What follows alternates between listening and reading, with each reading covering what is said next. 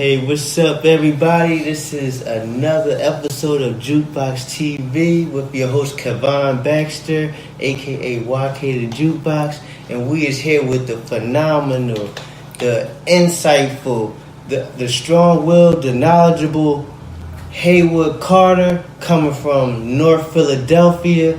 How are you today? I'm good, man. Hey, cuz, thank you, man. Appreciate you. Yes, You know, I'm honored and it's a privilege, right? The words that my cuz shared, you know, is only through God's grace and mercy. You know, again, you know, for those who do know me, my name is Haywood, aka Butch, aka Abdul Hamid, and I fit all three of those categories. You know, and I'm honored, you know, I'm privileged to do this interview because it benefits myself, it benefits my cousin as well. You know. Follow him on Instagram, follow him on Facebook, follow me on Instagram, follow me on Facebook. I'm on Facebook as HAYWOOD Carter. I'm on Instagram as Abdul Hamid 1968. All right. So who is HAYWOOD Carter and who is Abdul Hamid? If that's, I don't know if that's you know, good to say, but you know. No, that's great because, like, you know, I'm still a work in progress on both. You know, HAYWOOD Carter, of course, you know, is my birth name. You know, I like to say HAYWOOD Carter is the loving, caring, you know, respectful man, you know, brother, you know, son, you know, father, you know, family member, you know, through friends. And Abdul Hamid, you know, that name came about due to my religion. You know, I took Shahada back in 1993. I didn't really start studying and practice Islam until I was incarcerated. You know, I did multiple years in the penitentiary system. You know, and through the humiliation of going to prison, it humbled me. You know, I've got to know about the deen, you know, practice it, you know, to the best of my ability. And it was my choice, you know. And I'm not judging or knocking nobody else because some people take Shahada for different reasons. You know, you have some that take it just to fit in. Some take it because so-and-so took it. You know, mine, it was about a change. You know, grew up, you know, in a household where my mother and grandmother went to church constantly on, you know, on Sundays, you know, read the Bible. And as I got older, as a teenager, I got sucked into that street life, that culture, you know, and I forgot all about all that other stuff. You know, I was trying to find my way. You know what I mean? And to be honest, trying to fit in. You know, of course, I was raised from right from wrong. I knew right from wrong. But it was these things that I wanted. You know what I mean? And my mom provided. She had 2 jobs, you know, worked to take care of me and my sister. And as coming up, I just felt that my mom deserved something. And I went the easier route, to selling the drugs. You know what I mean? Getting the jewelry, the chain, the sneakers, the cars, all that stuff that come with hustling. And I'm not once as I'm glorifying it, you know what I mean? But I'm just sharing my experience. You know, and it cost me though. It cost me my freedom. You know what I mean? You know, I had some fun times, I had some bad times, you know what I mean? But like I said, through studying and practicing Islam, it got me through some rough times, you know, because during my incarceration, you know, I lost my mom. You know, she passed away due to cancer. You know, and being behind those walls, you know, as you taught, you can't show no weakness. Because here come the wolves then. They prey on me. So I never really got a chance to mourn the loss of my mom when I was incarcerated. And I held onto the rope of Islam. I had some thorough brothers in my corner. I had my father in my corner. I had family members outside that was in my corner. But still, I had to find my way. I remember the guard coming to me saying, how are you? Should we put you in the hole? And I'm like, I ain't on no suicidal watch, but that's procedures. You know what I mean? I've witnessed it. I've seen people, take their lives. You know what I mean? I've heard the screams in the middle of the night, by being incarcerated, man. I just held on to my faith to the best of my ability. But then when I came home, late 97, after being home for some months, my grandmother passed, which is my mother's mother. So you talking about taking on all this stuff, and I got so self-centered, so selfish, I started ripping and running. From like 98 up until like 2010, man, I was numbing these feelings with narcotics and alcohol. Just numbing these feelings. You know what I mean? But I get into that as we go on. But that was my way of getting through. People have their way of getting through their mornings. Mine was to numb these feelings because it was like I had to be there for this person, this relative, and I forgot about being there for self. But then I thought, who's there for me? And it was people there for me, but I just blocked everybody out. Like, my two hearts left me, which was my mom and my grandma. Like, they just, they left me. That's how I looked at it. They left me. You know what I mean? And I'm like, who do I have? And cause it was just like I was in self-destruction mode. You know what I mean? Like, the heck with you. And at that time, I had 2 children, 2 boys at that time. My sister was there. I had a family member who was there, but I was just on some, I don't want to be bothered with nobody. Then I started shying away from God. You know what I mean? And man, it was like once I would go through these moments or I wanted to cry, I got high. And you know what I mean? It's just what I know now, what I got in touch with now. I was suicidal. But just not saying, well, how some people done took their lives by shooting themselves or stabbing themselves. I was polluting my body with drugs and alcohol, slowly deteriorating my mind. You know what I mean? And I had some moments that it felt good, though. I can't lie. It felt good sometimes, partying and celebrating this and that. Then I started working. You know what I mean? Then it was like being a non-caring parent. Putting that, not say burden, because it's not a burden to be a parent, but putting all the weight on the mother of my 2 children. The mothers of my 2 children, because at that time, I had 2 sons by 2 different females. And I'm forever grateful for them. You know what I mean? I'm forever grateful for them. Because not one time in my trials and tribulations that they assassinated my character. They just loved me from afar. You know what I mean?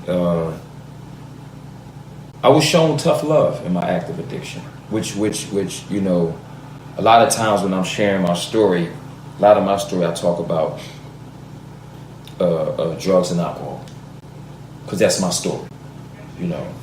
Other people's journey is their journey, but mine was drugs and alcohol, and I ain't ashamed or embarrassed to say that, because I know some of the so-called thoroughest people, the strongest people, or the nuttiest people has been addicted or still addicted to drugs and alcohol.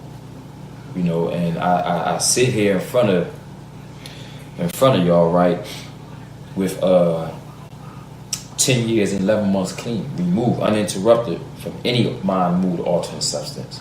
You know what I mean? And that's not to brag or boast. That's to motivate, inspire anybody that's out there struggling. Seek help. Allow people to help you. You know, you can reach out to me on social media, or if you have my number, or DM me. In any way I can help you, I will help you. And I thank God for the tough love I was shown through my journey. You know, not being enabled. You know, and I remember having a home but being homeless. If that make any sense to anybody. I remember sleeping on pillow to post, couch to couch, sleeping on the floor, under relatives' house. I remember riding the L train when it was the L train during the day but turned to the midnight hour. You know what I'm saying? Because I was out there chasing that one more. You know what I mean? And my drug of choice, like, and I'm not saying I was better. I never did crack. I never did heroin. But I remember purchasing my drug of choice in the same lines as those people. Those people which is just like me. You know what I mean? I snorted coke. I smoked weed. I smoked wet. I drunk syrup. I took Xannies in volumes way before this perk thing came out. You know what I mean? I've drunk any type of alcohol that is ever available. You know, and I'm only here through the grace of God. You know, I'm here for a reason, and I'm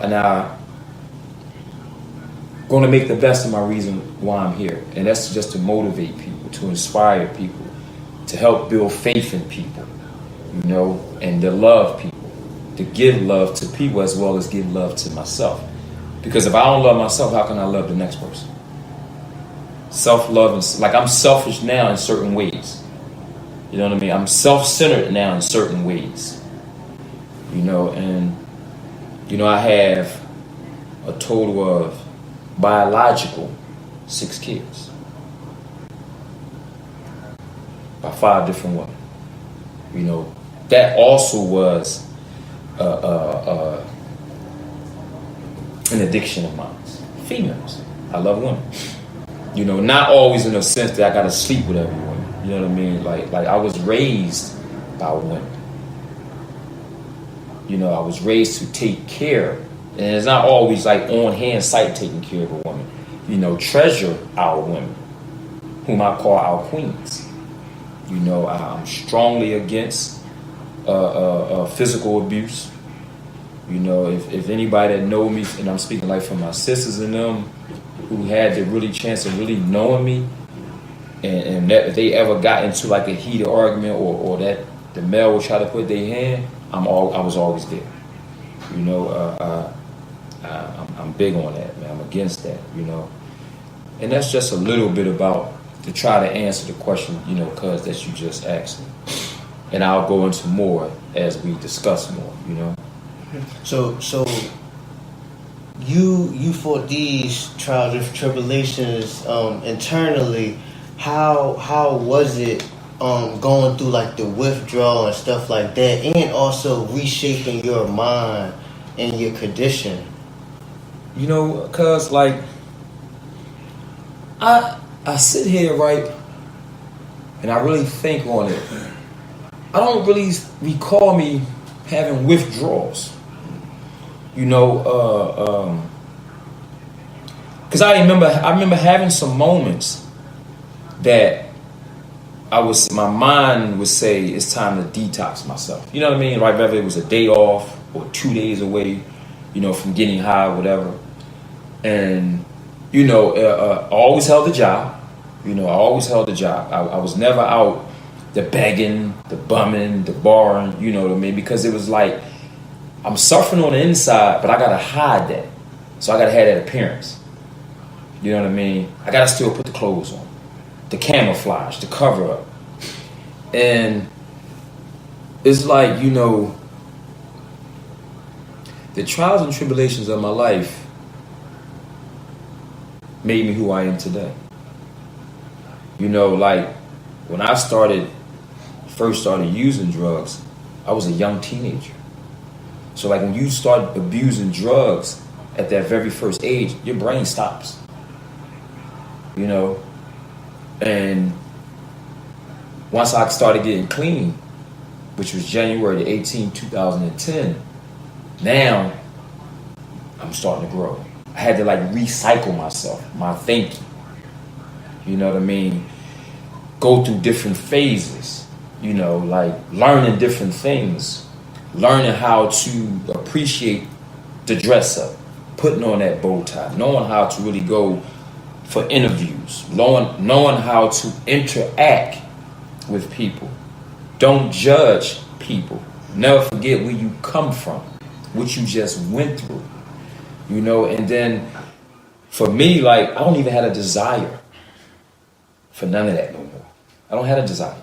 You know, I've been to events where drugs and alcohol was in the area, in the vicinity, and I don't have a desire. Like people, I've had people ask me questions when I go support people, like parties. People supported me, and you don't get the urge. I'm like, no. I say, I'm looking around now. I'm having more fun not under the influence than times I had when I was under the influence. You know, if that make any sense. Like, I can still go out on the dance floor long as my bum knee hold up and shake it a little bit. You know what I mean? You know, and I'm able to, right? Because what really get in touch with me, even when I was under the influence, a lot of times my mind mode was in lust mode. You know what I mean? I was in lust mode. You know, lurking and searching, looking around who I'm going to take home or who home I'm going to go to, who I'm going to sleep with. So now my mindset be when I do go out to have a good time, but be respectful. You know, I have a wife now. You know, like I said, like I don't, it may appear that I'm flirting because I'm bigging a woman up. I'm giving a woman a props. I'm applauding a woman. And some mindsets, even that particular female may take it as he's flirting because they're not used to somebody saying you look good, queen. Some of them used to being called the B word or whore. You know what I'm saying? So when somebody say you a beautiful queen, and if it's not them, it could be somebody else thinking that he's hitting on her. When I'm not.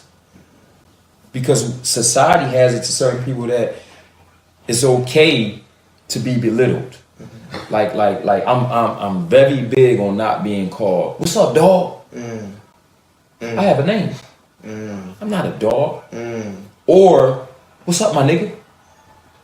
Right? But we can take it from each other, but let the opposite race say, "What's up, my nigga?" We ready to snap. You get what I'm saying? How some people, the mindset be, we have a name. How dare I call this female a bitch? Whether she act in those particular ways or not, she's still a female. She's somebody's mother, possibly. She's definitely somebody's daughter. She's somebody's sister, possibly. But we so quick to degrade one another. As soon as an outsider say it, we ready to smack. Why do you think that is so important for our culture and where we come from, of like not degrading our women, our men, and you know people we share these communities with? I believe it's very important because to me character is important. Character brings in respect. You know, be who you are, but carry yourself in a professional way. And I'm not saying I'm perfect. You know, I'm a work in progress. I work on myself every day. If you know, when God allowed me to lay down and God allowed me, to bless me to wake up, I look at what I did yesterday and try to be better today. Like it's one area in my life I know I've gotten better at, right? And that's profanity. I still have my moments, but I don't cuss as much as I used to. You know, it's major, especially for our culture. You know, if you go back many years and how we was at times told to sit in the back of the bus, told you can't drink out of this fountain, right? And our predecessors and ancestors before us fought that fight for us to have the things that we're having now. But when something go crazy, who's the first person to tear that down? Us. You know, and I'm not against, nowhere near against Black Lives Matter.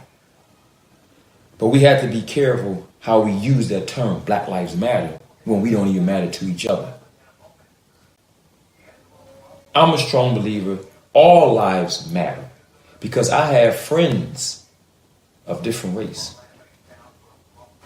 that then supported me, you know, that I treasure with my life. And I met them along my journey of staying clean. You know, I've sponsored brothers and sisters, and I call them brothers and sisters because they are my brothers and sisters of different race.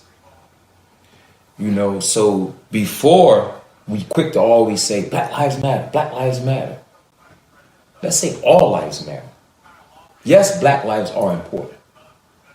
But until we change that narrative of love over power, power conquers love.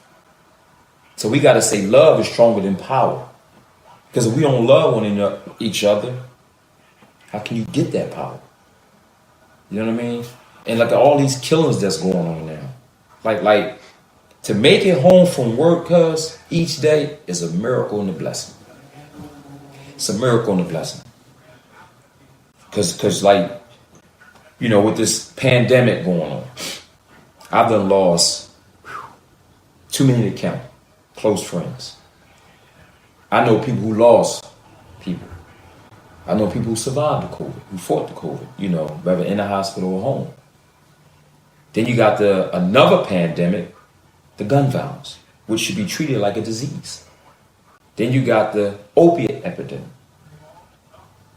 you know, that's going on. And we just talking about the city of Philadelphia. I'm not talking about on a worldwide basis, just the city of Philadelphia. We got to tackle it here first, you know, and, I just try to give back to the community as much as I took away from the community. Again, like when I was out there hustling, selling drugs, you know, being selfish, self-centered, I was taken away from the community. You know, I don't do all the, you know, the street marches, and I'm not knocking nobody to do because my schedule sometimes allows me to make that, right?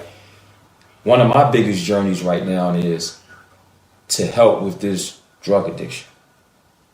You know, because a lot of these events that's going on, like the violence and all that, drugs plays a major part in that. Because some of these young boys got to get high to go out there and shoot, to pump themselves up. They be under the influence. You know what I mean? And like households, majority of them is broken. Drugs and alcohol play a key part. You know what I mean? And you know how that saying goes, you know,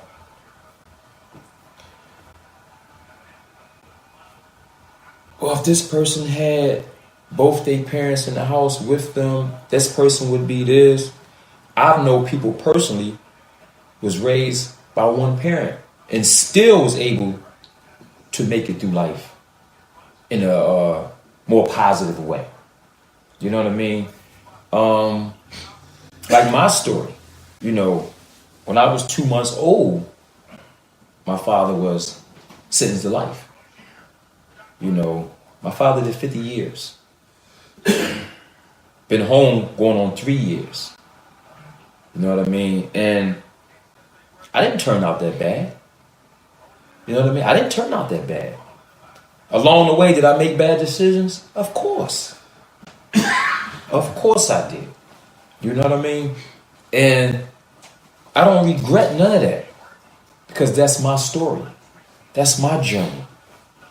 I'm blessed right now to be sitting here at the age of 52. God willing, I will see 53 in March. You know, the bond and the relationship that I had with my father is unbelievable. You know, The relationship that I have with my children is unbelievable. And that's still a work in progress because it can be more tighter. And that's my doing. That's me. You know, I take full responsibility. Could I have been a better father? Could I be a better father? Absolutely. Absolutely. You know, and those things, that's the fight I have to fight myself with. I don't beat myself up about it. You know what I mean? Because I know I got to work on that. And the relationship with my kids are getting stronger. You know, I messed up some relationships. I was the cause. You know what I mean? Of some relationships. You know, but God has blessed me with a beautiful wife, a loving and caring, beautiful wife, you know, who I adore. You know, I on a daily basis, I try my best to treat her like a queen. And I've learned from past relationships and experiences what to do and what not to do. You know what I mean? So I'm grateful for them. You know, I have a good rapport, you know, with the mother of my children. You know what I mean? And it was funny because I always call younger guys that's younger than me my nephews. You know, I don't like to say the young buck and all. I call them my nephews. And I had quite a conversation with them, and they was like, "Oh, gee, man, you've been shown a lot of love in the city." I said, it goes back to character. You know what I mean? Goes back to character. You work on your character being strong. You treat people the way you want to be treated. You try your best to hold no ill feelings towards no one. Because as long as they're breathing, they can get better with themselves if they're willing to change. You know what I mean? Like, you know, born and raised in North Philly. You know, when I was a young teenager, I lived down South Philly, you know, about 4 or 5 years down South Philly. Majority of that was at Pass Young Homes. You know, shout out to South Philly. You know, shout out to Pass Young Homes. They my family. You know, but North Philly is in me. It's my blood. You know what I mean? But I'm loved and respected and liked and not liked wherever I go in the city. You know what I mean? And majority of the time, I travel alone, cuz. You know, even I was back in my days of hustling and I was driving the car, I never rode around with a gang full of dudes. And if I did, we was on our way to a basketball game. You know what I mean? I never rocked like that. You know, and you know, no rhyme or reason to it. You know what I mean? And you know, I've been in situations where you know, I was robbed. You know what I mean? Got shot at. You know what I mean? I pulled the trigger. And I'm not glorifying this. I'm just telling you my story. You know, that maybe some people don't know. You know what I mean? You know, been on trial, you know, got convicted, you know, paid my debt to society. You know what I mean? But once I came home, I never went back. I didn't make that thing a revolving door. And the key reason of that, I didn't go back to that lifestyle. You know what I mean? I didn't go back to that lifestyle, guys. I made that change. You know, for some people, change is hard, or they say it's hard. I say it's uncomfortable, but it's worth it. You know what I mean, man? And I made some amazing friendships with brothers that I was in all over the world. You know, some of them came home and inspired others, wrote books, you know, you know, rapped or whatever the case may be. Entrepreneurs, you know what I'm saying? And I keep in touch with these brothers. You know, like my regime, you know, if people that follow me, every morning I'm up doing my push-ups, sit-ups, and dips. You know, because first and foremost, you got to take care of the mind. Then you got to take care of your body. So I'm big on being top shape spiritually, mentally, and physically. Those are the key things. You know, I work out, you know, on Sundays I play basketball, you know, I'm in the 50 and over league, you know, and still able to go out there and do some things that I was doing when I was in my 20s, you know, and man, you know, life is beautiful, you know, like it's amazing, you know what I mean? That's how I look at it, you know. I don't justify no things, you know. I'm not perfect. Every human being have some type of hypocrisy in them. Some's just bigger than smaller. Every human being have some hypocrisy in them. And I got to say that, you know, because we can be hypocritical in certain things. You know what I'm saying? And that's just not to say nobody is bad, because nobody's perfect, you know. And hopefully that, you know, answered to that question you had asked. You know, hopefully I touched on that the best I can, you know. So what are some of your motivations? Like, what is it that motivates you every day? Because sometimes you may not feel like getting up, working the mind, working your body, working your soul. What are your motivations? And also, what are your fears as well? My number one motivation to do those things to get better is me. It's always me versus me. I'm in competition with nobody. You know, about the failing part, I don't really, that word really don't exist in my vocabulary. You know, and I'm not trying to be cocky and arrogant, because, like I said, because I made the change. You know, now if you want to, okay, let's say if I do tap on and say the word fail, it's for me to quit and go out there and grab a package and hustle. Then I fail because I gave up. You know what I'm saying? So, like, I don't have no fears of failing, because I'm not afraid to try something that's beneficial to me first. You know, like if you ain't right with you, you can't be right for nobody else. That's just the bottom line. You know, I've tapped into and I learned to stop people pleasing. You know what I'm saying? Take me for who I am. Have patience with me and have faith that I'll become a better version of me. You know what I'm saying? And that's what, see in society, it has us thinking we have to please the next person. As far as the dressing up the outside. And on the inside, we burning up. Oh, I gotta wear this certain hat. Oh, I gotta wear this particular shirt. Oh, I gotta make sure I have these particular sneakers on to impress so-and-so. You know what I'm saying? But then deep down inside, internally, you jacked up. People please. You know what I mean? So, you know, like the other day, I think it was. Oh, matter of fact, today, I had posted something. And I knew my robe was wrinkled. I don't care. It's clean. It's mine. I'm comfortable. I'm going to wear it. You know what I mean? That's it. You know, like, what people perspective is of me does not bother me. You know, I've witnessed it, I've felt it, and I've been told I light up a room when I enter.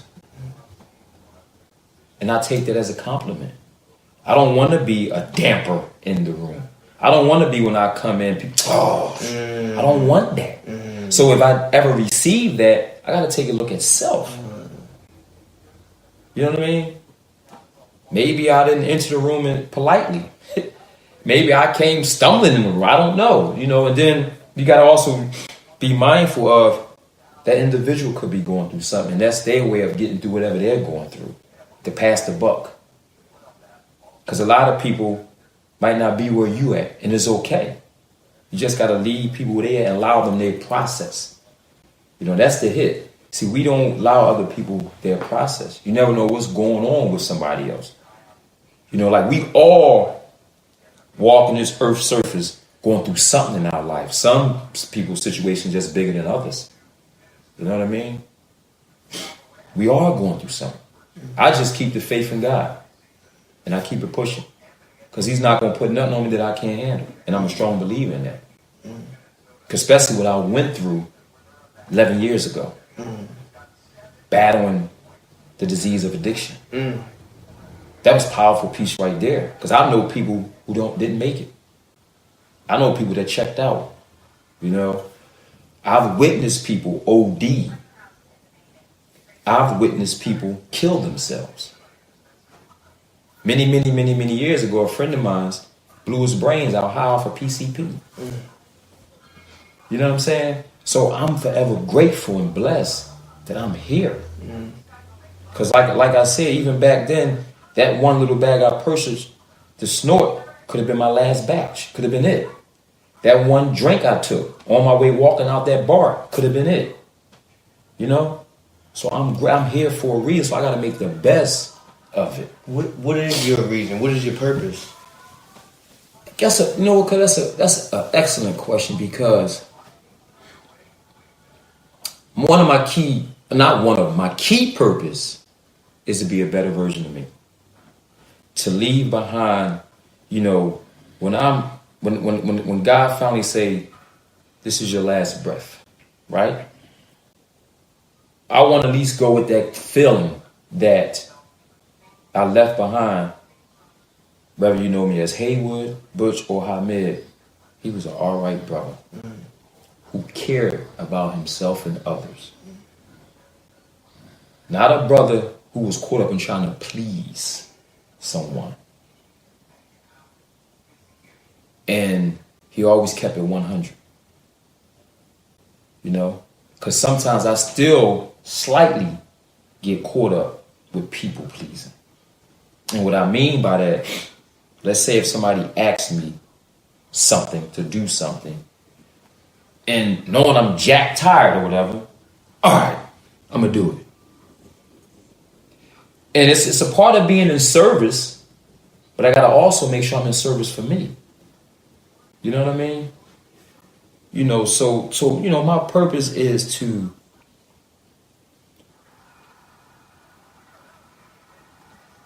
on my day of judgment, that all my good deeds outweigh my bad deeds. And that the God of my understanding is forever pleased with what I did on this earth while I was on this earth. You know what I mean? Not nobody else, but the God of my understanding. You know what I mean? And that when it's time for me to go, that is as peaceful as possible for the well-being of my friends and family. You know what I mean, cuz? You turned your life around. You know, you've been through the bottoms and all around to the man that you are right now. What would you like to change, or what would you like to give a young brother?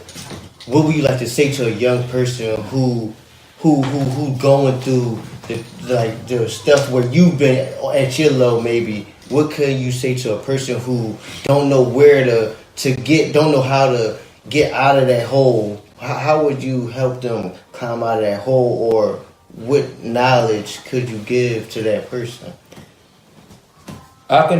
One of the key things I would tell them is give yourself a break. I never gave myself a break.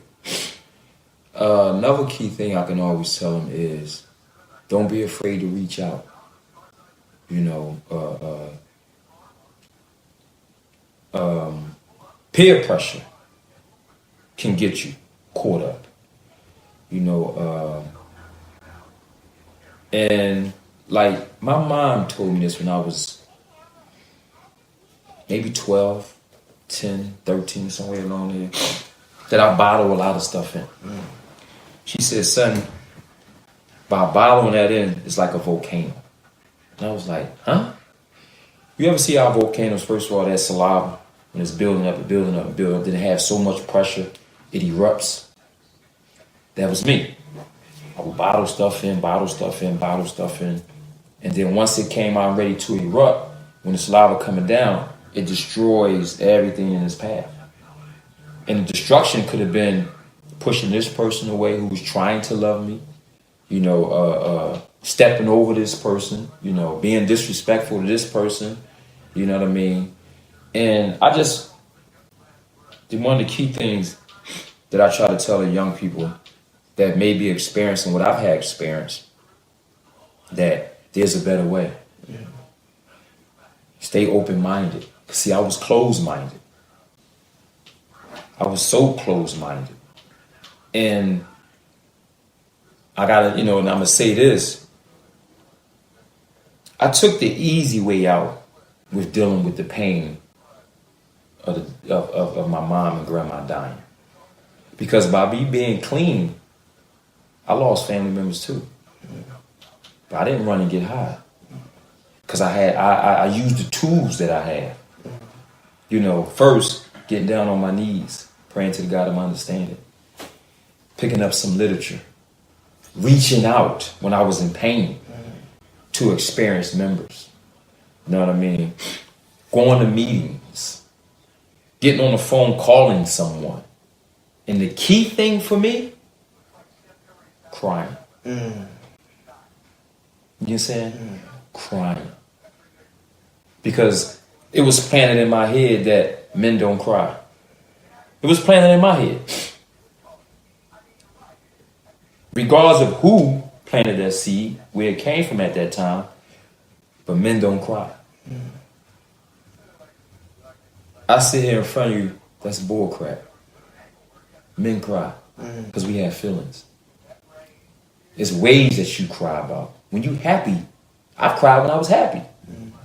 The birth of my children, I cry. You cry in sadness. You cry in joy. So those would be some things that I'll be quick to tell, anybody that's going through some stuff that I went through. But what I won't say to someone, if I don't have the experience of it, I'll try to guide them to someone who has the experience. I only speak from my experience, strength, and hope. That's all I speak from. I can't make up nothing to try to make you feel good. You know what I mean? And I've learned this, which is key too. And my oldest son, Dominique, he brought this to my attention. It's key to just listen sometimes. So when somebody's going through something, it's not always, you don't always have to have the solution for them with your words. Sometimes the solution just being in the air. I've been on many phone calls when people vented, and then before they hung up, they said, "Thank you. I apologize. I didn't mean to burn your ear off." No. Some people need to get stuff off without having to, "No, but why? You shouldn't have. Well, maybe you do." No, it's not always about that. Sometimes people just need somebody to listen to them. Or some people might just need a hug. I know a hug got me through many situations in life, man. And people just listening to you is vital. And that's the keyest things I would say to someone. And it's gonna be people who need to hear them words so they can know that's all that it takes. Because a lot of people have pride and stuff like that, and don't want to tell their stories and stuff like that. Like it was tough for you to come out and tell drugs, tell your people's incarceration, and that's a hard fight for people. People got fights with the world and they got fight with themselves, like you were saying. Right. Like the hardest step is to take the first step. It's true. That's true. And it was hard for me at first because I won't hold you, man. It was hard because I guess the pedestal that I probably was placed on, the embarrassment part of revealing my trials and tribulations. You get what I'm saying? But then the other side of me thinking, so you got that devilish side, you got the guys, the good side. And the other side is me sharing my story can free me. And in doing that, it'll help somebody else that's coming from behind me. So if I keep holding on to it, like again, saying holding on, just holding on to your feelings and masking it, how will people know what I went through? How can I help somebody else if I don't share my story? Again, this is my story. You know what I mean? And some people, you know, we share similarities, but everybody's trials and tribulations and journey is different somewhere along the line, you know? And it's just that, man, once I finally like stood up in a room full of strangers, must say, got my hand up and shared my story, the feedback that I got, you know, like it's like one of the key things what people don't know, my bottom was, which is my 2 youngest kids now. DHS took them due to me and their mom ripping and running. You know what I'm saying? Like, at first I was embarrassed to say that. You know, the great I am. You know what I mean? But it's my story. Who cares? However someone look at me. Who cares whether somebody is judging me? I'm okay with me today. I'm not that person anymore. You know what I mean? But I held on like, then I would be a fraud. You know what I'm saying? And for people who have heard it, when they heard it, it was only common that only women went through that. You know what I'm saying? So when I did go away, right? I went away for 4 months. Went to a rehab, treatment center, is what it's called. All the way out in Westchester. It was a 3-month program. I pleaded and begged for more time because I wasn't ready to come back. Because they wanted to bring me right back to Philadelphia. Right back to the area. And I was like, y'all say y'all here to help me, right? Yes, we are, Mr. Haywood. Well, I need more time. My insurance will cover that. So they gave me another month extension. And I was like, I need change. I'm open for change. I'm open-minded. So they sent me way out Bucks County. So I was able to go there, do a facility, get a job. You know what I mean? Get a roof over my head. Have a place to live. And I was on my way with my journey. You know what I mean? And I never looked back. I lost that desire to poison my body. I lost that desire. And I'm forever grateful of stepping up to the plate to do whatever it takes to get my children back. And the humiliation part of all that bad decision that I made, I was on supervised visits. Going down this building down South Philly for an hour, being watched to spend time with my kids. You know what I'm saying? That's insanity. That's what that is, insanity. Now, at the time, their mother, she mad at them because when they bring the kid, why my daughter wearing that? Why her hair? But we was neglecting them. Where's your gratitude at? See, I started learning these tools. You gotta be grateful. They healthy. You know what I'm saying? And I said, I still gotta work. I got to work. I gotta make this better. You know what I mean? My kids don't deserve this. I gotta make this better. So I stuck with the program. Another 2, you know, then it went from that 1 hour to 2 hours. Then getting them on the weekends. And the case had closed, let me say after a year. Because I've heard and seen where the incidents lasted longer than that. You know what I mean? And when my kids got older, my younger 2 got older, I told them. Of course, me and their mom bumped heads because I'm not, you know how as parents, you know when we coming up as kids, what our parents say, don't you lie to me, right? But at times, parents lie to their kids. But you don't want your kid to lie to you, right? And I didn't want my children to hear from someone else, whether it was a family member or not. You know what I'm saying? I remember being in treatment, my second oldest son, his mother, my son Jalil, she brought him, they came to visit me. Now you talking about another humiliation part of my life, but it humbled me. Because now I'm sitting there, damn, my son seeing me like this. So I'm forever grateful for his mother, because throughout all that, she never assassinated my character.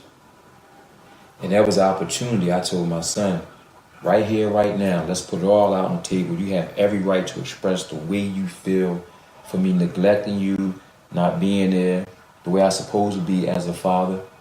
You know what I'm saying? And know what he said to me? Dad, I love you. You was going through what you was going through, and you try to get through it the best way you can get through it. I love you. And right there, I shedded a tear. Because my mind was thinking my son was going to come through all these darts, which he had every right to. And I just had to really sit there. Once he do it, if he was going to do it, my reactions had to be like this. I can't go, well, I'm your father. Who you think you talking to? No. See, getting to learn to love myself and doing some work on self, that self-inventory piece taught me that. I got to listen to him. Where do we go from here? You know what I'm saying? And he just embraced me, man. And I owe that much to him for being strong, and his mom. And the rest of his relatives. Because they had every right. And I got to say that word. They had that right. Whether it was right or wrong, but they had that right to say all kinds of negative things about her. You know? Like first thing is I've made amends, but the biggest amends that I had to make was with self. Because I used to beat myself up so much. So I had to make amends with myself before I started to venture out and make a list of who else I'm going to make amends to. And sometimes in personal life, it's not good to make that amends because that rejection piece going to come. Like I don't put expectations on no one. And the reason why I don't put expectations, so that way if someone don't exceed or let me down, I don't have resentments. And that's what we get caught up with, putting expectations on someone. And then when they don't come through, now you resent them. Oh, that person ain't, she ain't this. All the negative come. So I won't place expectations on nobody. Because again, we're not perfect. You know? And man, it's just, like I've shared this story with all my kids. Like it's times, like when I went on my anniversary, celebrating my clean day and all that. You know, we go out and we speak and we celebrate. You know, I took my kids inside the rooms of Narcotics Anonymous. I took my kids inside the room so they get to know why I'm able to now show up.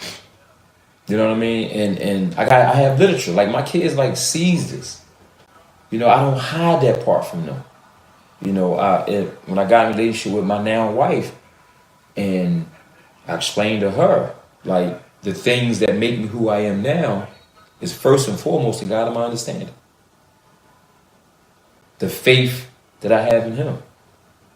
You know, and the faith that I have in myself. You know, and this is my journey. She said, well, how can I be a part of that? She supported me. My sister supported me strongly. My father supported me. You know, family members, knowing and unknowingly, supports me. You know what I mean? So like I know, like I'm here for a reason, cause and even if I don't know my purpose or put a stamp on what my purpose is, I feel what my purpose is. You know what I mean? Because people tell me how much they appreciate me. People thank me constantly. People motivate me and push me to keep doing what I'm doing. So to always have a positive input and feedback back from people, I'm humbled and appreciated about it, you know.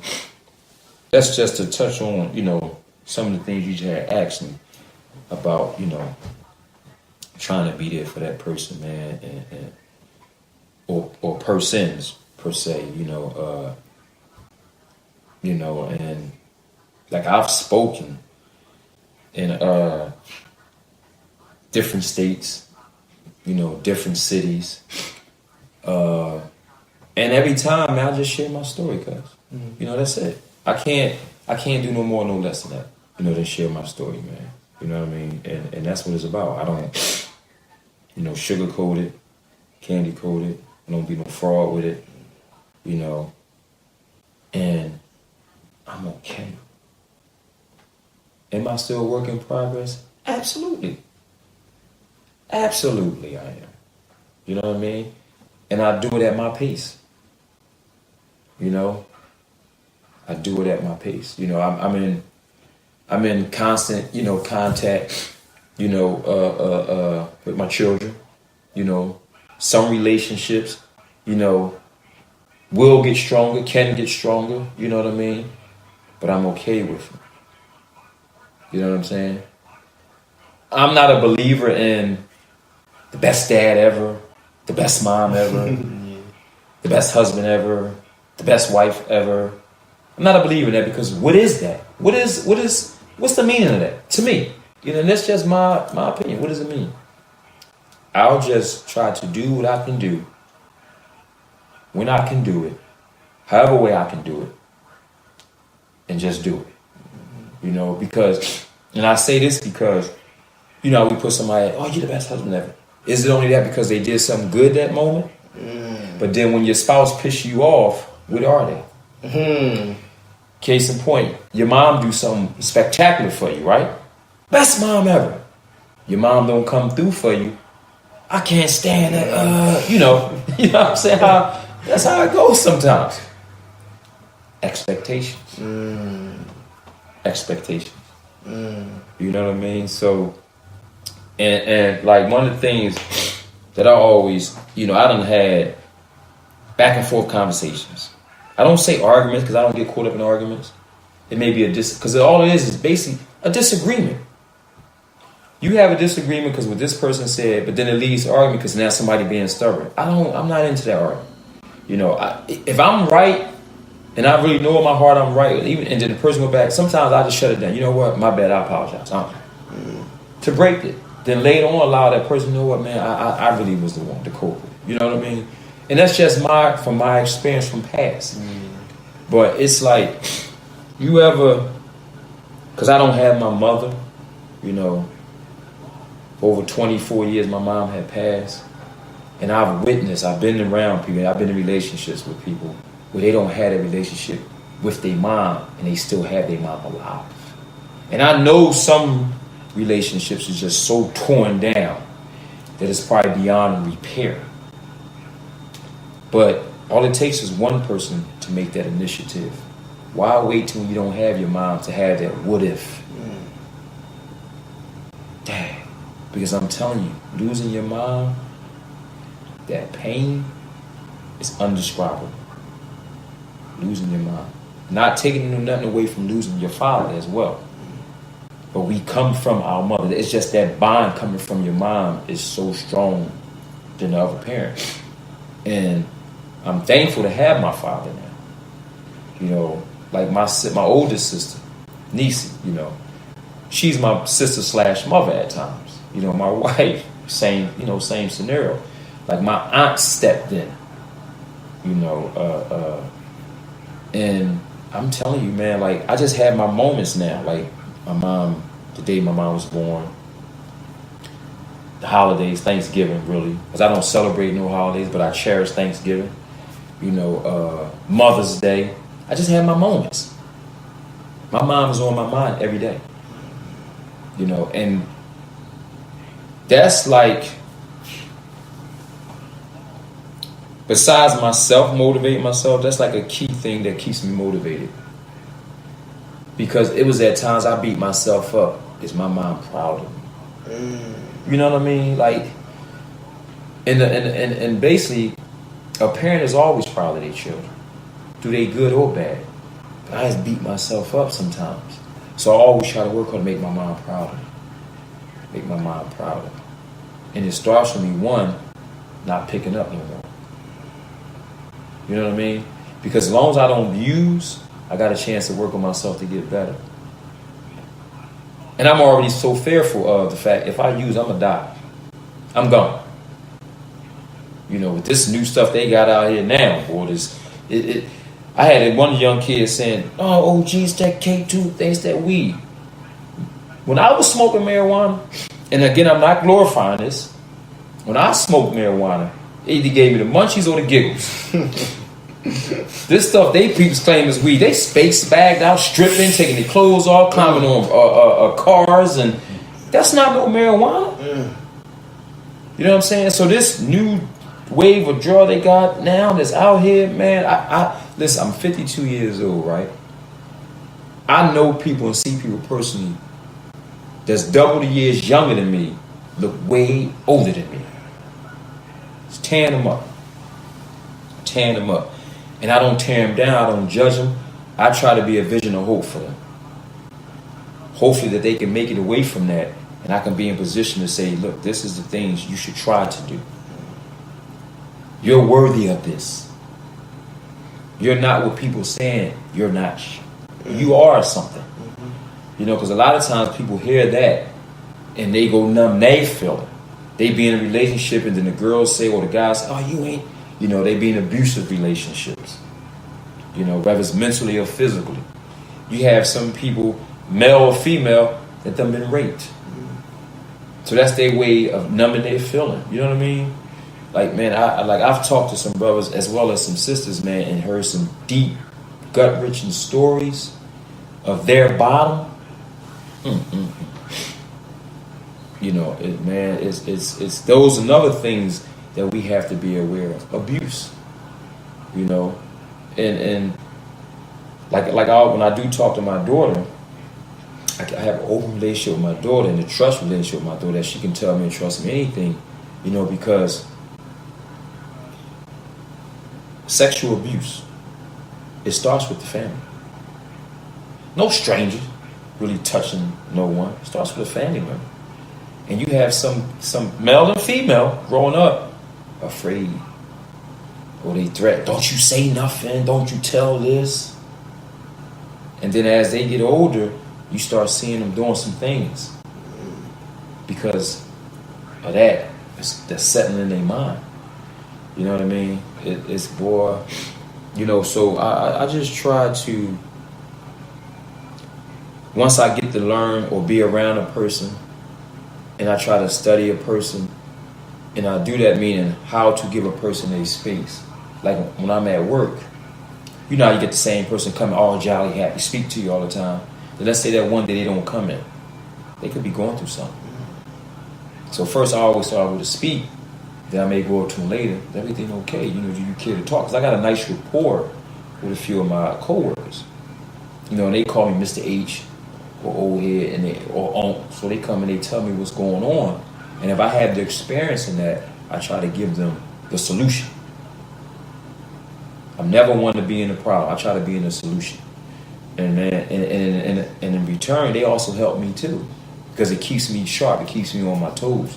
That hold up, man, I got to stay focused. I got to stay doing what I'm doing, because some people may be, you know, dependable sometimes on me helping them, or I need this person sometimes to keep me, you know, doing right.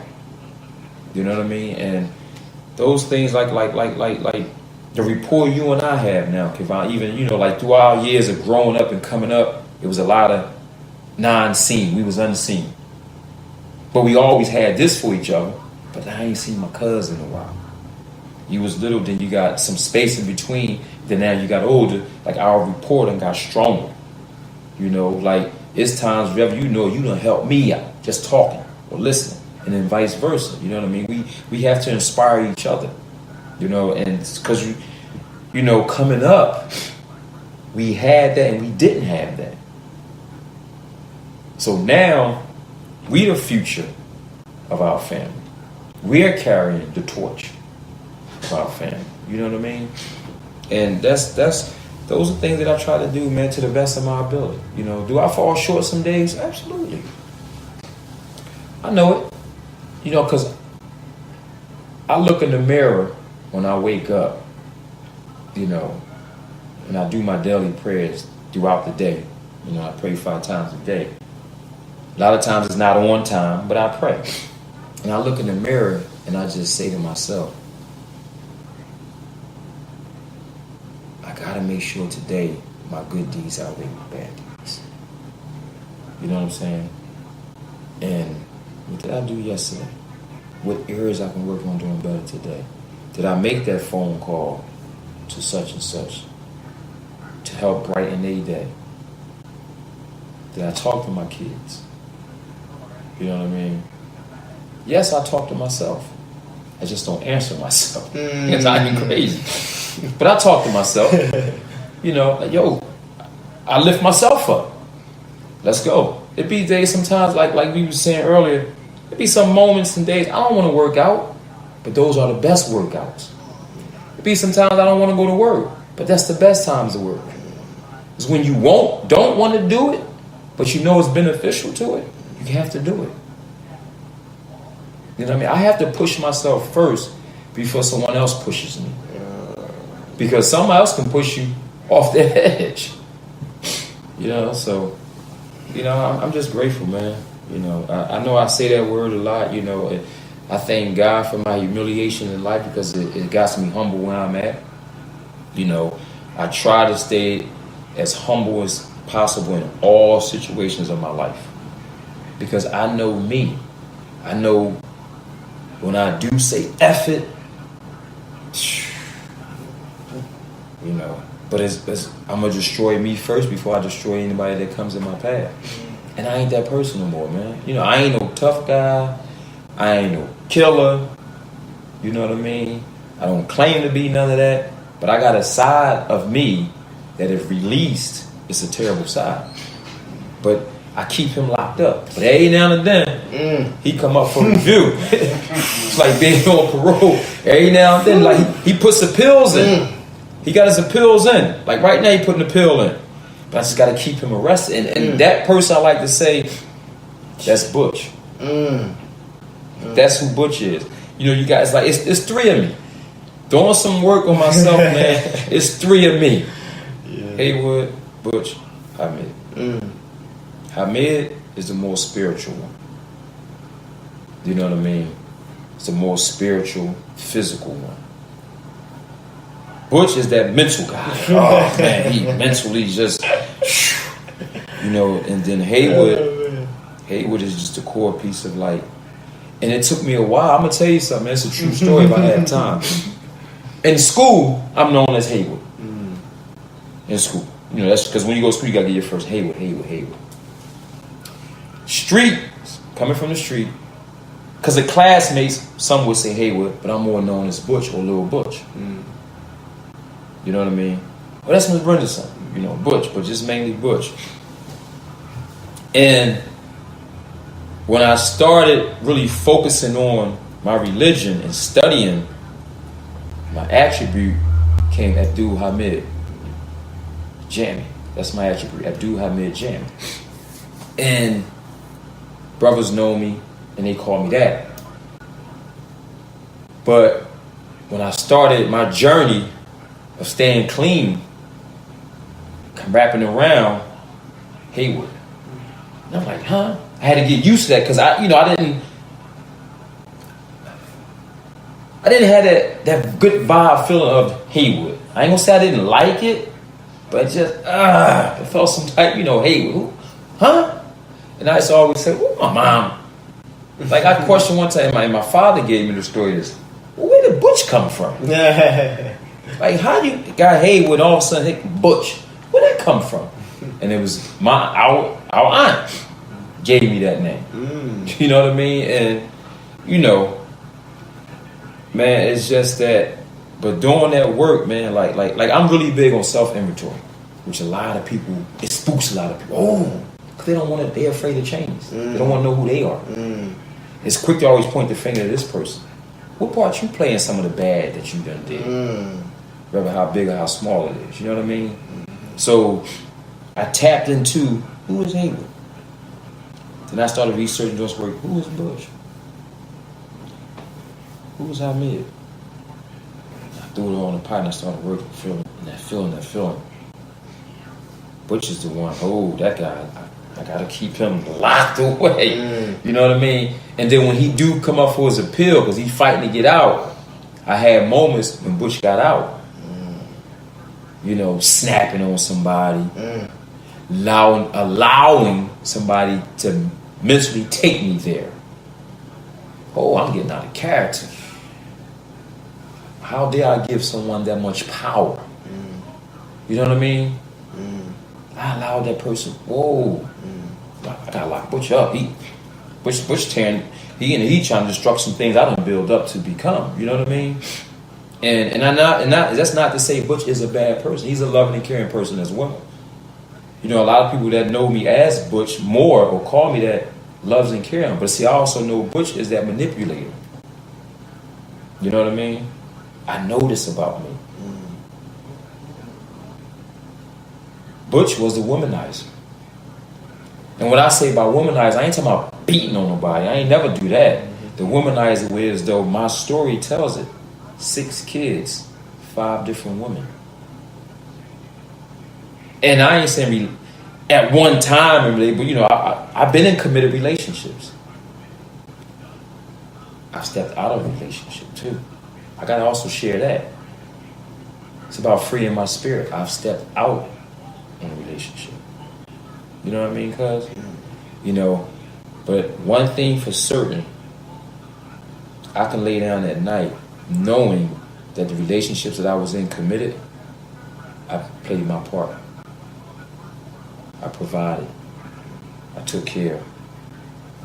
I was loving. I was caring. You know what I'm saying? That I know I did. You know, like I got great rapports. Like, because in any relationship, it's key to build a good friendship. Because at times, no relationship is guaranteed to go that long distance. But you have to put in that work.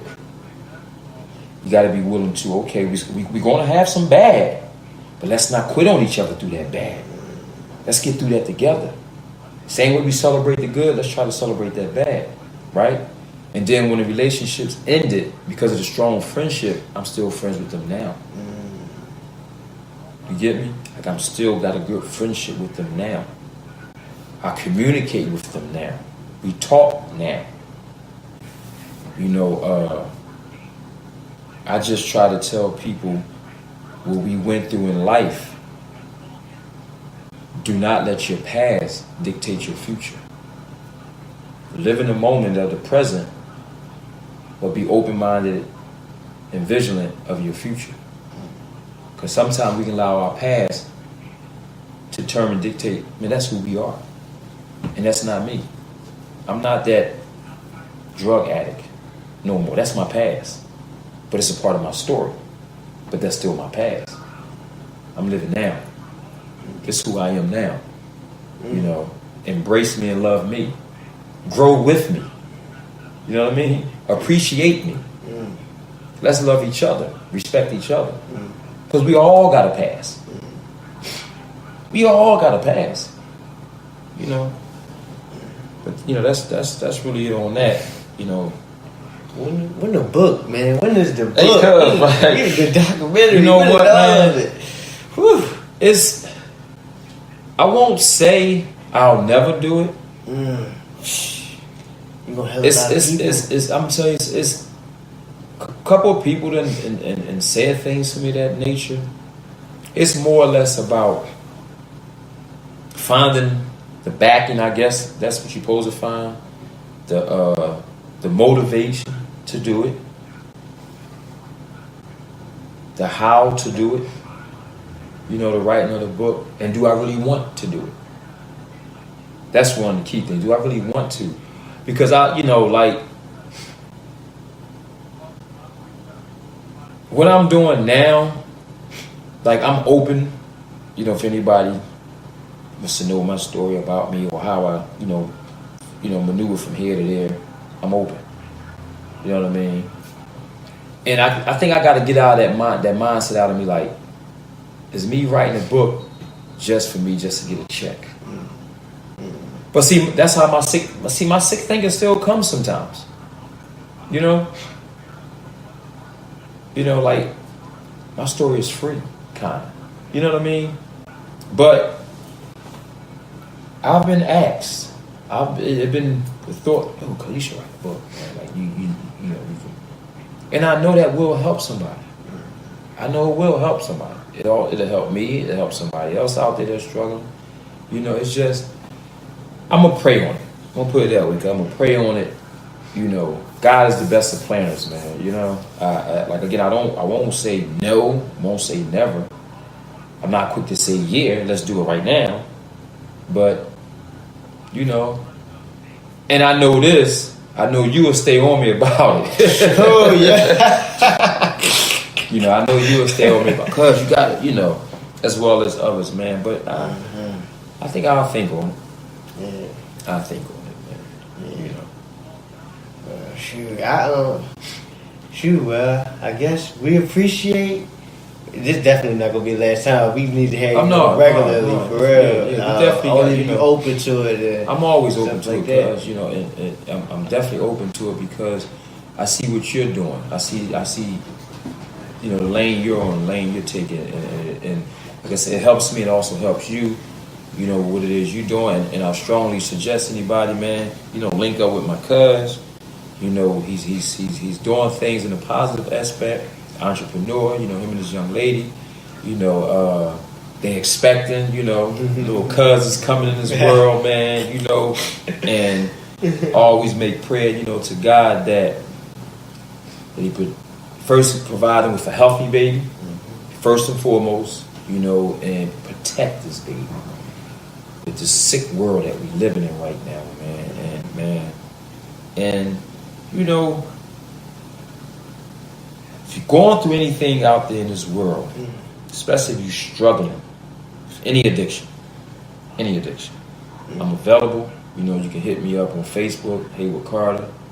Hit me up on Instagram, Abdul Hamid 1968. You know, and if I have the experience in that area, I'm gonna get you through the solution. You know, I'm gonna help you out.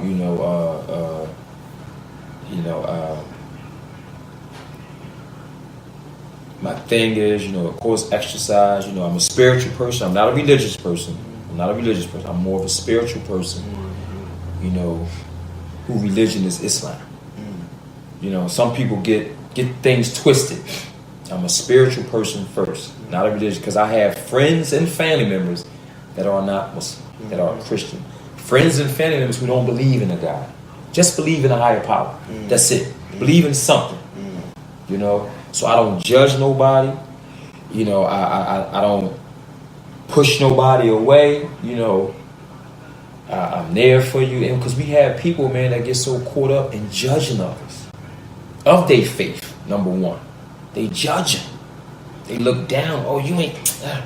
No, because you never know where your help gonna come from. You never know, and I'm living proof. I never knew where my help was going to come from. I just had faith one day it's coming. I just never knew who it was going to come from. So I was open-minded and open-hearted and open-hand. Help me get better than what I'm going through. Because sometimes I was so caught up. Like, and this is a true saying. I'm going to leave you with this one.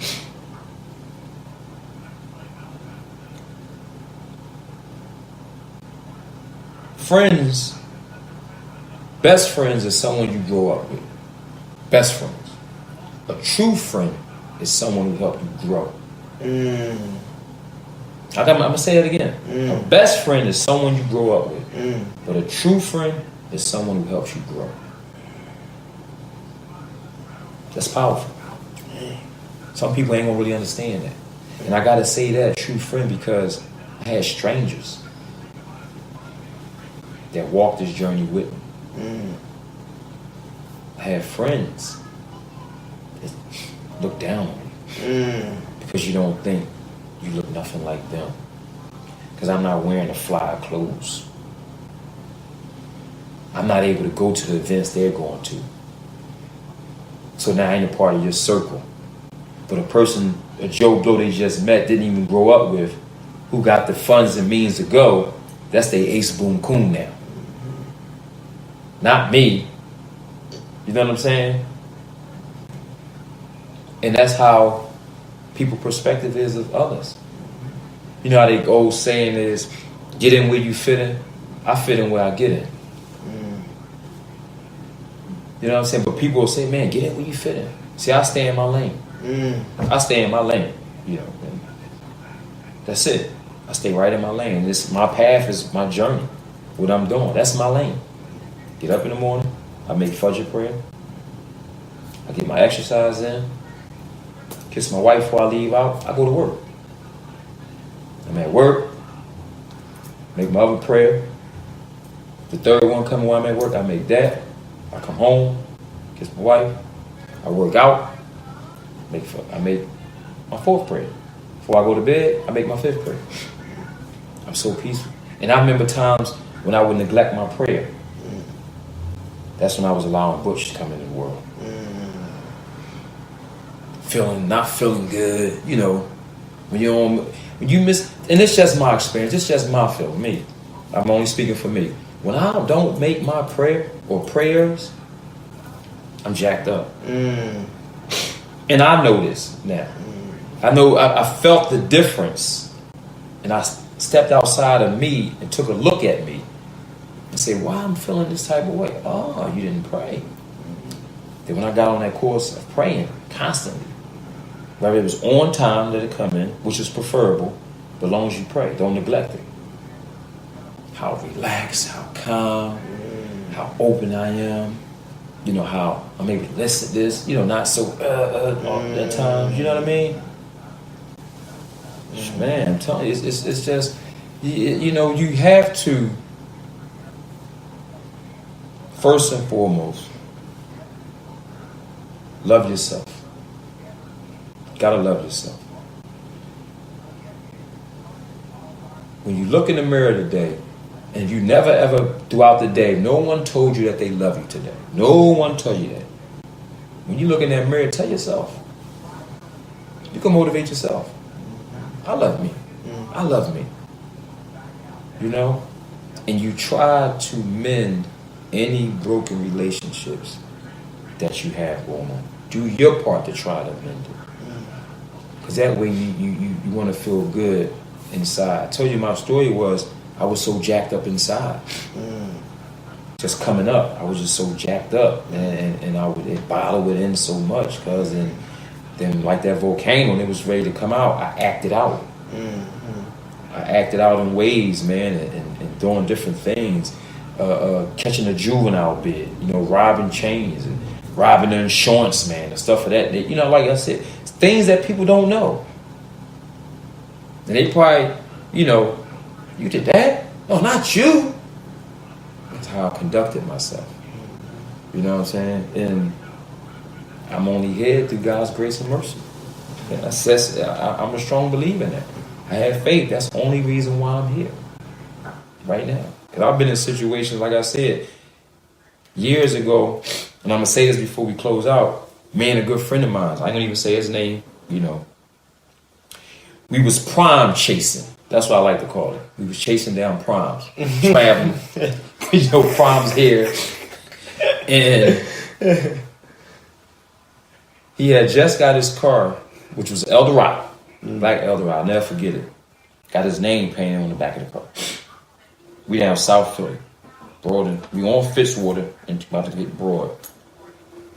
I got my chain on, gold medallion, Mercedes-Benz. He got his chain on with his name on.